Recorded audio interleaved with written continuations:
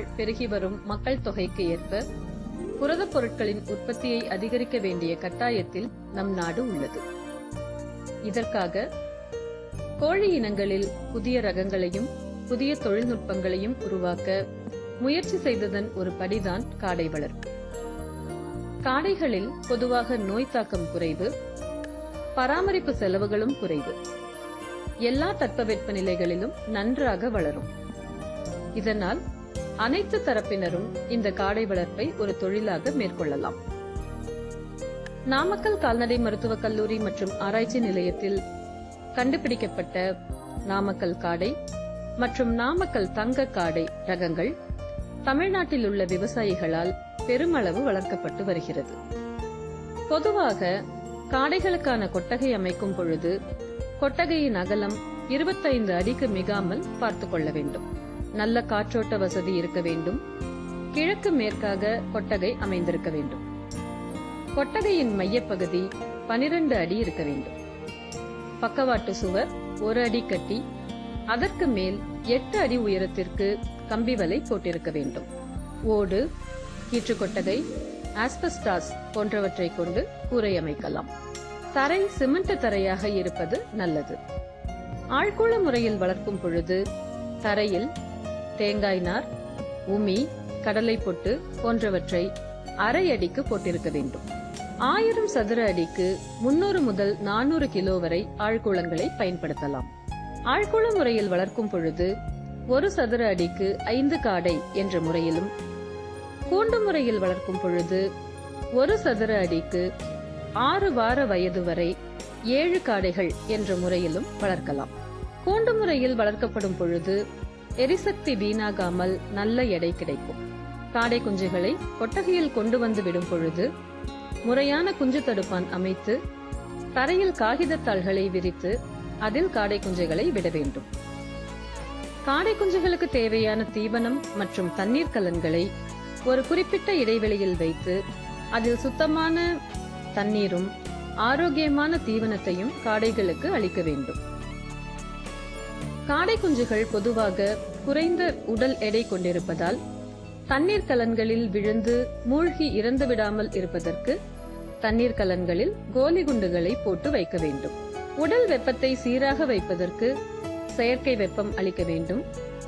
இதற்கு தரையில் இருந்து 1.5 அடி உயரத்தில் மின்சார விளக்குகளை தொங்கவிடலாம்.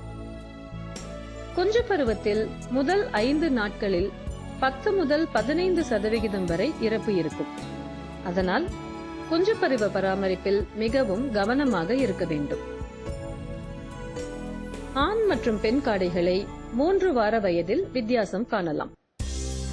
பெண் காடைகளுடைய மார்பு அகன்று கருப்பு மற்றும் சாம்பல் நிறத்தில் புள்ளிகள் காணப்படும். ஆண் காடைகளுடைய மார்பு குறுகலாகவும் கருப்பு மற்றும் சாம்பல் நிற புள்ளிகள் இல்லாமலும் இருக்கும். பொதுவாக பெண் காடை ஆண் காடையை விட உடல் எடை அதிகமாக இருக்கும். காடைகளை இறைச்சிக்காகவும் முட்டைக்காகவும் வளர்க்கலாம். பொதுவாக காடை குஞ்சு தீவனம், வளர்கோழி தீவனம், முட்டையிடும் கோழிகளுக்கு என தனி தீவனம் என்று தனித்தனியாக தீவனங்களை பயன்படுத்த வேண்டும். முட்டைக்காக வளர்க்கும் பொழுது ஆண் காடைகளை பண்ணையில் இருந்து 3 முதல் 4 வார வயதில் நீக்கிவிட வேண்டும். காடைகளை இறைச்சிக்காக வளர்க்கும் பொழுது இறைச்சிக்கான சிறப்பு தீவனத்தை அளித்து வளர்க்க வேண்டும். காடைகளை 4 வார வயதில் இறைச்சிக்காக விற்பனை செய்யலாம். 4 வார வயதடையும் பொழுது காடைகள் 200 கிராம் உடல் எடையை அடைந்திருக்கும். அதிலிருந்து கிடைக்கப்படும் இறைச்சியினுடைய அளவு 120 130 கிராம் வரை இருக்கும். காடை இறைச்சி மிகவும் சுவையாகவும் புரதச்சத்து அதிகமாகவும் கொழுப்புச்சத்து குறைவாகவும் இருக்கும். 6 வார வயதில் காடைகள் முட்டையிட ஆரம்பித்து 1 வருடம் வரை முட்டையிடும். முட்டையினுடைய எடை 10 முதல் 12 கிராம் வரை இருக்கும். முட்டையின் மேல் கருப்பு மற்றும் வெள்ளை நிற புள்ளிகள் காணப்படும். கோழி முட்டையை விட மஞ்சள் கரு விகிதம் அதிகமாக இருக்கும். வைட்டமின் சத்துக்களும் அதிகமாக இருக்கும். அதனால் காடை முட்டையை வைட்டமின் பாம் என்று சொல்வார்கள்.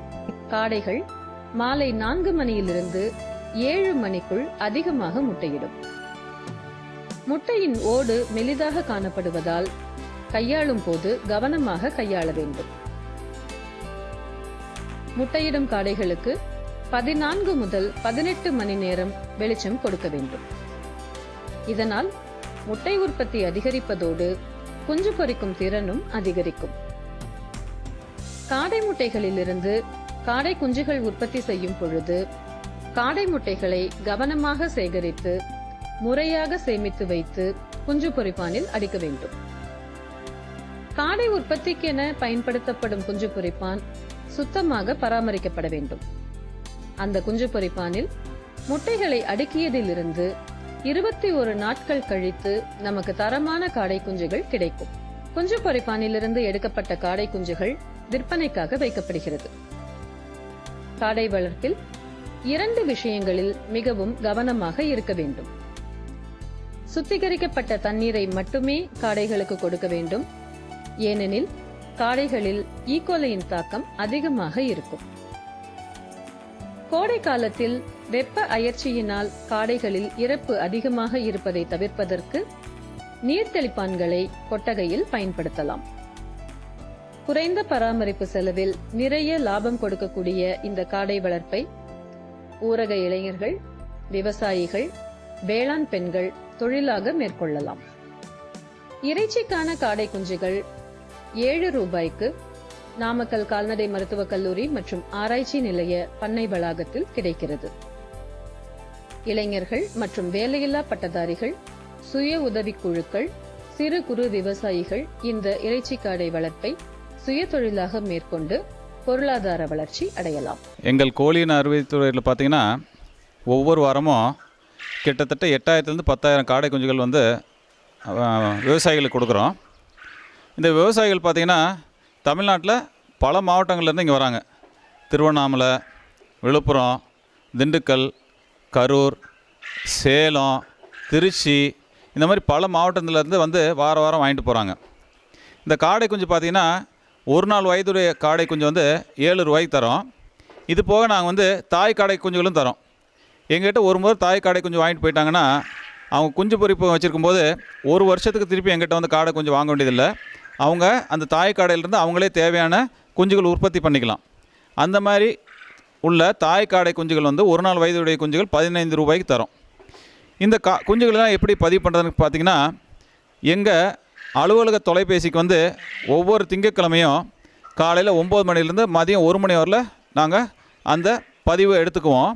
எடுத்துக்கிட்டு வர குஞ்சுகளுக்கு தகுந்த மாதிரி நாங்கள் பண்ணையாளர்களை கூப்பிட்டு அவங்களுக்கு குஞ்சுகள் வாரம் வியாழக்கிழமை காலையில் 9 மணிக்கு ஆரம்பித்து 10-10:30 வரலாம் அவங்களுக்கு தேவையான குஞ்சுகளை கொடுக்குறோம். இந்த மாதிரி குஞ்சுகள் பார்த்திங்கன்னா ஒவ்வொரு வாரமும் திங்கட்கிழமை நீங்கள் பதிவு பண்ணுறதுக்கு தேவையான தொலைபேசி என்னன்னு கேட்டிங்கன்னா 04286266 494. இந்த நம்பரில் கூப்பிட்டு நீங்கள் ஒவ்வொரு திங்கட்கிழமையும் காலையில் 9 மணிக்கு பதிவு பண்ணிக்கலாம். இந்த காடை குஞ்சுகள் வாங்க வரும்போது அவங்க அந்த குஞ்சுகள் கொண்டு போகிறதுக்கு தேவையான பெட்டிகள் எடுத்துகிட்டு வரணும். ஒவ்வொரு பண்ணையாளர்களுக்கும் 500லேருந்து 1000 குஞ்சுகள் வரை தரோம். குறைந்தபட்சமாக 10 குஞ்சுகள் வேணும்னு கேட்டாலும் அவங்க வளர்க்குறதுக்காக நாங்கள் கொடுக்குறோம். இந்த மாதிரி எங்கிட்ட பார்த்திங்கன்னா தொடர்ந்து 20 வருஷமாக வாங்கிட்டு இருக்க பண்ணையாளர்கள்லாம் இருக்கிறாங்க. ரெண்டாவது எங்கிட்ட பார்த்திங்கன்னா எங்கள் மூலிமா சொந்தமாக தொழில் தொடங்கி இன்றைக்கி 20லேருந்து 40 விவசாயிகள் சிறு முதலாளிகளாகி நல்ல வகையாக அவங்களோட வாழ்க்கை தரம் உயர்ந்திருக்கிறது.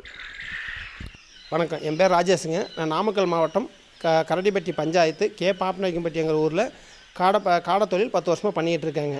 நான் நாமக்கல் வெட்டினரி காலேஜிலேருந்து காடை குஞ்சு 7 ரூபாய்க்கு வாங்கிட்டு 15 அடி தகரத்தில் 15 அடி அளவு உள்ள தகரத்தில் உள்ளே பொட்டு போட்டு அதுக்கு மேலே நியூஸ் பேப்பர் போட்டு அதில் 130 குஞ்சுங்க, 100 வாட்ஸ் பல்புக்கு 1 வாட்ஸுக்கு 1 குஞ்சு வீதம் 100 குஞ்சு விட்டுருவாங்க.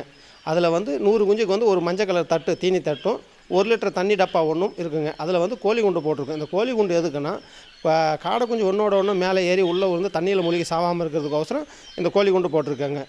12 நாள் வரைக்கும் பிராய்லர் ஃப்ரீ ஸ்டார்டர் இது ப்ரூடிங்கில் இருக்குங்க. 12 நாளுக்கு அப்புறம் ஃப்ரீயாக வெளியில் எடுத்துவிட்டு ஒரு சதுரடிக்கு 5 காடை விதம் விட்டு அதுக்கு பிராய்லர் ஸ்டார்டர் போடுவாங்க. 28 நாள் வரைக்கும் பிராய்லர் ஸ்டார்டர், 25லேருந்து 32 நாள் வரைக்கும் காடை பிடிக்கலாங்க. 160லேருந்து 180 கிராம் வெயிட்டில் காடையாக இப்போ பொறுக்கி போட்டு எடுத்து விற்கலாம். கடைகளில் நாமக்கல் கறி கடையில் கொண்டு போய் சேல்ஸ் பண்ணிக்கிட்டு இருக்காங்க. 32 நாளுக்கு ஒரு காடைக்கு வந்து ஃபீடுக்கு வந்து ஒரு 22 ரூபாங்க, சிக்கு ஒரு 7 ரூபா, 29 ரூபா, கரண்ட் பில் 1 ரூபா, 30 ரூபா, டிரான்ஸ்போர்ட் மற்ற செலவுகள்னால் 32 ரூபா, ஆக மொத்தம் காடைக்கு 38 ரூபாய்க்கு கொடுத்துட்ருக்காங்க. ஒரு காடைக்கு 32 ரூபா செலவாக ஒரு காடைக்கு 6 ரூபா 7 ரூபா கிடைக்குங்க. நான் வாரத்துக்கு 1500 காடை பண்ணிகிட்டு இருக்கேங்க. 1500 காடைங்கும்போது ஒரு காடைக்கு 7 ரூபா, வாரம் 10,500 கிடைக்குதுங்க. நான் மாதத்துக்கு 4 பேட்ச் விதம் 40,000 மாதம் நல்ல வருமானம் எடுத்துக்கிட்டு இருக்கேங்க. எனக்கு இந்த தொழில் நல்ல லாபகரமான தொழிலாக இருக்குங்க. படித்த இளைஞர்கள் இந்த தொழிலை தாராளமாக வந்து பண்ணலாங்க. என் பேர் முகமது கசாலி. நான் தஞ்சாவூர் மாவட்டம் வல்லத்துலேருந்து வரேன். காடை பண்ணை நடத்திட்டு இருக்கிறோம். நான் வாரம் வாரம் இங்கே வந்து சிக்கு வாங்கிட்டு போகிறோம். ஒரு காடை இப்போது வந்து விலை வந்து 45 ரூபா விற்கிது. ஆண்டவன் கிருபையால் நல்லபடியாக வியாபாரம் நடக்குது. அதனால் எங்களுக்கு வாரத்துக்கு கிட்டத்தட்ட ஒரு 15 ரூபாலேருந்து 20 ரூபா வரையும் லாபம் கிடைக்குது. எங்களுக்கு நல்லபடியாக போயிட்டுருக்குது. இங்கே தொடர்ந்து நாங்கள் வந்து சிக்கு எடுத்துக்கிட்டு இருக்கிறோம். இங்கே நாமக்கல்ல எங்களுக்கு நிறைய சப்போர்ட் பண்ணுறாங்க. நல்லதுமாக போயிட்டுருக்குது. தஞ்சாவூர் மாவட்டம் பாபநாசத்துலேருந்து வந்திருக்கேன். காடை பண்ணை வந்து 2 வருஷமாக வச்சுருக்கேன். இங்கே வாங்குறதுல எனக்கு கொஞ்சம் லாபமாக இருக்குது. வாரத்துக்கு ஒரு 500 குஞ்சு வாங்குகிறேன். எனக்கு ஒரு வாரத்துக்கு எப்படியும் ஒரு 5000 ரூபா கிடைக்கிது.